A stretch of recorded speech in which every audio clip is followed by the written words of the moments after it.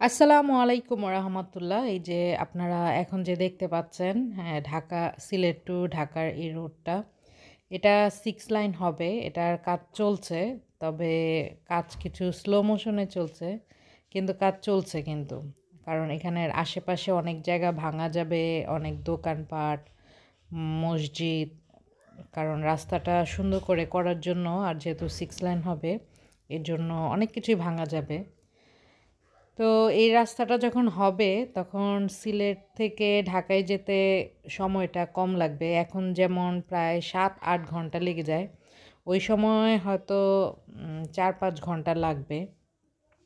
তো এটা হলে অনেক ভালো হবে কারণ রাস্তাটাও খুব সুন্দর হবে। আরও দামি, দামি আরও ভালো, ভালো গাড়ি আসবে তখন ঢাকা থেকে সিলেট, সিলেট থেকে ঢাকা।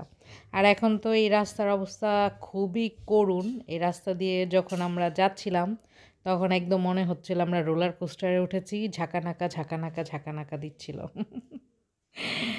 আর এই তো দেখতে পাচ্ছেন খুব সুন্দর একটা ব্রিজ। এমন ৩-৪টা ব্রিজ পড়ে যখন আমরা সিলেট থেকে হবিগঞ্জ যাই।